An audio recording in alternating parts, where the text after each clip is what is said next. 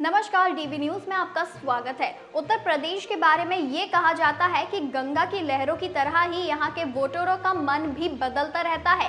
एक चुनाव में जिसे वे सिर आंखों पर बिठाते हैं, वहीं कुछ खराबी होने पर अगले ही साल उसे सबक भी सिखाने पर तुल जाते हैं। यूपी की फैजाबाद सीट से लेकर पूरे सूबे ने इस बार भाजपा का नंबर एकदम से घटा दिया। ये पहली बार नहीं है, राज्य का सियासी इतिहास ही कुछ ऐसा है। वे जब देने पर आया तो पूरी की पूरी झोली अपनी पसंदीदा पार्टी के लिए उड़ेल दी और उखड़ा तो सब ले लिया। 80 लोकसभा सीटों वाले यूपी को सियासी तौर पर सबसे मुखर माना जाता रहा है। वो हर 2 लोकसभा चुनावों तक सब्र धरता है, एक पार्टी पर भरोसा जताता है और उम्मीदें पूरी ना हो तो उसे नसीहत भी दे देता है। ये मामला सबसे पहले हुए लोकसभा चुनाव के बाद से दिखने लगा। 60 के दशक में 2 मौकों के बाद इसने तत्कालीन सबसे मजबूत पार्टी और चेहरे को अपने यहाँ कमजोर बना दिया था। इंदिरा गांधी के आपातकाल पर देश जितना भी भड़का, लेकिन यूपी का गुस्सा सबसे ज्यादा दिखा था।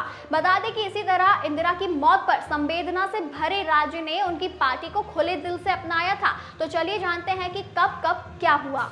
देश में पहला आम चुनाव साल 1951-52 में हुआ था। 4 महीने चले इलेक्शन में कुल 489 सीटें थी, जिनमें से कांग्रेस ने 364 जगहों पर जीत पाई।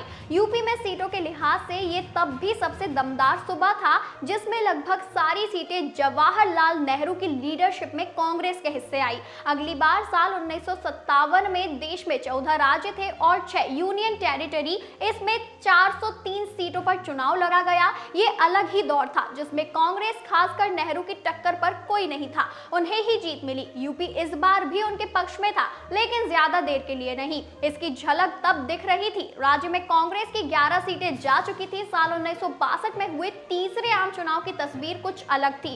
इस बार 494 सीटों में कांग्रेस ने 361 पर जीत पाई, लेकिन उत्तर प्रदेश छिटक चुका था। वहां कांग्रेस की सीटें घटकर 62 रह गई, जबकि जनसंघ को 7 सीटें मिल गई।